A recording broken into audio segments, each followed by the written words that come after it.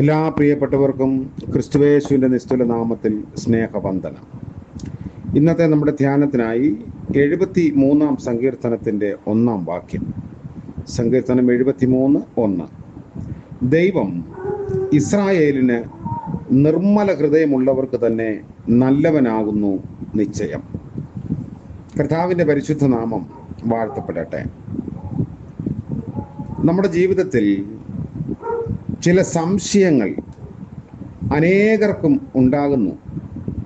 അതിൻ്റെ കാരണം നന്നായി നീതിയോടെ സത്യത്തോടും നന്മയോടുമൊക്കെ ജീവിച്ചിട്ടും ചിലപ്പോൾ നമ്മൾ ആഗ്രഹിക്കുന്നത് പോലെ ചില നന്മകൾ നമുക്ക് തിരിച്ച് ലഭിക്കുന്നില്ല. എന്നാൽ നീതികേടിലേക്കും വഷളത്വത്തിലേക്കും തിരിയുന്നവർ നമ്മളെക്കാൾ സുഖമായും സന്തോഷമായും ആരോഗ്യമായും ഒക്കെ ജീവിക്കുന്നു. അപ്പോൾ ദൈവം ആരുടെ പക്ഷത്താണ്? എന്തുകൊണ്ടാണ് ഇങ്ങനെയൊക്കെ സംഭവിക്കുന്നത് എന്ന ഒരു സംശയവും ചോദ്യവും അനേകരുടെയും ഉള്ളത്തിൽ ഉയരുന്നതാണ്. ആസാഫാണ് 73 സങ്കീർത്തനത്തിൻ്റെ രചയിതാവ് എന്ന് നമ്മൾ മനസ്സിലാക്കുന്നു. നമ്മെപ്പോലെ തന്നെ പ്രതിസന്ധി ഘട്ടത്തിൽ ആസാഫും പതറിപ്പോയി. എന്തുകൊണ്ട് എനിക്കിങ്ങനെ സംഭവിച്ചു? ഈ ചോദ്യം ഒരിക്കലെങ്കിലും ചോദിക്കാത്ത ആരെങ്കിലും കാണുമോ എന്നത് സംശയമാണ്. ദൈവവുമായി നല്ല ബന്ധത്തിൽ കഴിഞ്ഞിരുന്ന ആസാഫിന് എന്നും പ്രശ്നങ്ങൾ, ഒരു നീക്കുപോക്കുമില്ല. പക്ഷെ ദുഷ്ടന്മാർക്ക് പ്രകടമായി ഒരു പ്രശ്നവുമില്ല.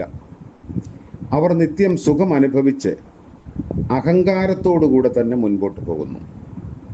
ഈ വൈരുദ്ധ്യം തനിക്ക് സഹിക്കാൻ നിവൃത്തിയില്ലാതെ വന്നപ്പോൾ തൻ്റെ പ്രശ്നവുമായി ദൈവസന്നിധിയിലേക്ക് ചെന്ന് അവിടെ ഭാരം ഇറക്കി വെക്കുന്ന ആസാഫിനെയാണ് നമ്മൾ കാണുന്നത്.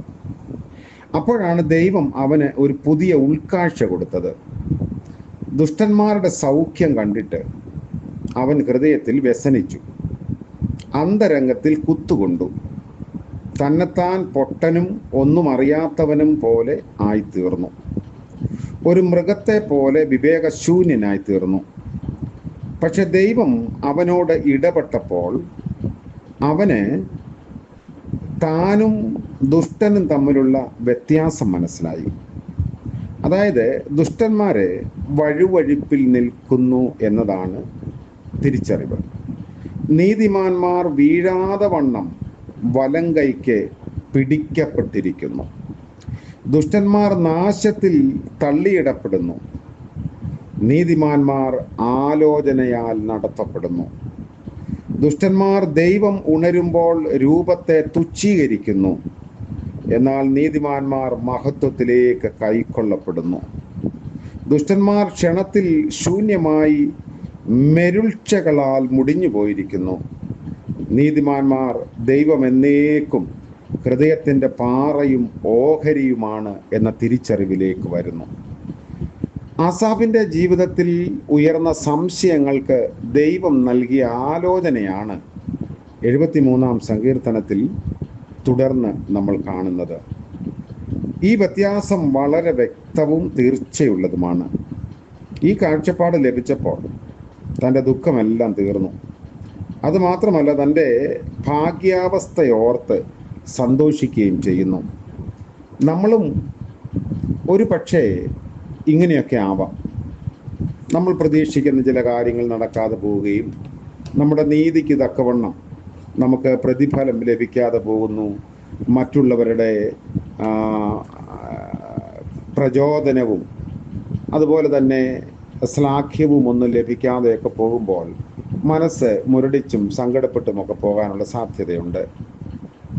മർക്കോസ് എഴുതിയ സുവിശേഷം 5 അധ്യായത്തിൽ രക്തസ്രവക്കാരിയെക്കുറിച്ച് നമ്മൾ വായിക്കുന്നു. അവളുടെ ഉള്ളിൽ വന്ന ഒരു ചിന്ത, അവൻ്റെ വസ്ത്രമെങ്കിലും തൊട്ടാൽ ഞാൻ രക്ഷപ്പെടും എന്നുള്ളതായിരുന്നു. ശാരീരികമായി അവൾ ഏറ്റവും തകർന്നവളായിരുന്നു. 12 വർഷമായി തുടരുന്ന വ്യാധി കാരണം ശരീരത്തിൽ രക്തവും ബലവുമൊക്കെ ഇല്ലാതെ ആകെ ക്ഷീണിതയായി തീർന്നു. മാനസികമായി ഏറ്റവും തകർന്ന അവസ്ഥയിലെത്തി. ന്യായപ്രമാണ പ്രകാരം അവൾക്ക് ആരുമായും സമ്പർക്കത്തിന് അനുവാദമില്ല.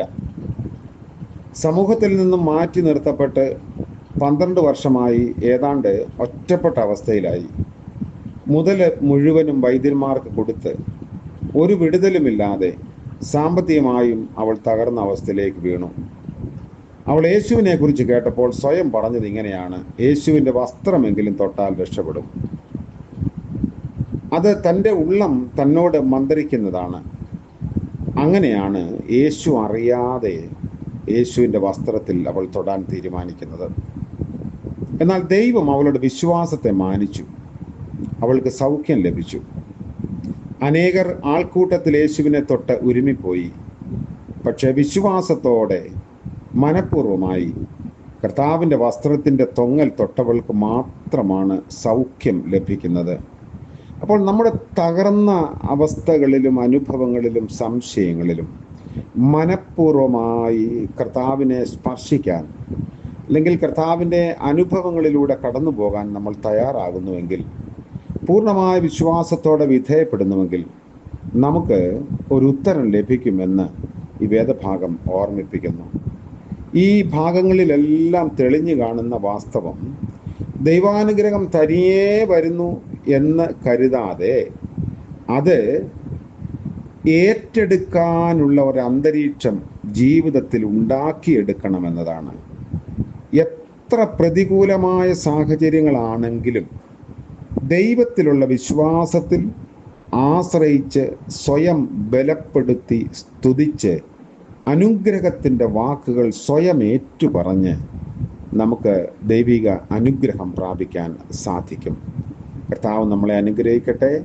പ്രാർത്ഥിക്കാം. കാരുണ്യവാനായ വാഴ്ത്തപ്പെട്ട കർത്താവേ, പുതിയ ദിവസം ഞങ്ങൾക്ക് ദാനമായി നൽകിയതോർത്ത് നന്ദിയോടെ സ്തോത്രം ചെയ്യുന്നു. ഇന്നത്തെ പകൽക്കാലം നിരാശരായി പോകാതെ ഞങ്ങൾ പ്രത്യാശയും പ്രതീക്ഷയുമുള്ളവരായി തീരുവാൻ, കർത്താവേ, രക്തസ്രവക്കാരി അങ്ങയുടെ വസ്ത്രത്തിൽ തൊട്ട് സൗഖ്യം പ്രാപിച്ചതുപോലെ ദൈവാനുഭവത്താൽ ഞങ്ങളുടെ മനസ്സിനും ശരീരത്തിനും സൗഖ്യമുള്ളവരായി ബലത്തോടെ നിവർന്ന് നിൽപ്പാനുള്ള കൃപ നൽകണമേ. ആസാഫിനെ പോലെ ഞങ്ങൾ ആശങ്കാകുലരാകുമ്പോൾ കർത്താവെ, അവിടുത്തെ വചനത്താൽ ഞങ്ങളെ ശക്തീകരിക്കണമേ. ഞങ്ങളുടെ ധ്യാനത്തിലൂടെ കർത്താവ് ഞങ്ങളോട് ഇടപെട്ടുകൊണ്ടിരിക്കണമേ. ഇന്ന് പ്രഭാതം മുതൽ പ്രദോഷം വരെയും അവിടുത്തെ കൃപയിൽ ആശ്രയിക്കുന്നു. ഇന്ന് ജന്മദിനം ആഘോഷിക്കുന്ന പ്രിയപ്പെട്ടവരെയും വിവാഹവാർഷികം ആഘോഷിക്കുന്നവരെയും ഓർത്ത് പ്രത്യേകം പ്രാർത്ഥിക്കുന്നു. കർത്താവിൻ്റെ കരുണയിൽ ആശ്രയിച്ച് സംശയങ്ങൾ ദൂരീകരിക്കപ്പെട്ട് വ്യക്തമായ പ്രതീക്ഷയോടെ ജീവിപ്പാൻ എല്ലാവരെയും സഹായിക്കണമേ. യേശു മശിഹ മൂലം പ്രാർത്ഥന ദയവോടെ കേൾക്കുമാറാകണമേ. ആമേൻ. ത്രിയേക ദൈവത്തിൻ്റെ അനുഗ്രഹവും വഴി നടത്തലും ആലോചനയും നാം ഏവരോടും കൂടി എന്നേക്കും ഉണ്ടായിരിക്കുമാറാകട്ടെ. ആമേൻ.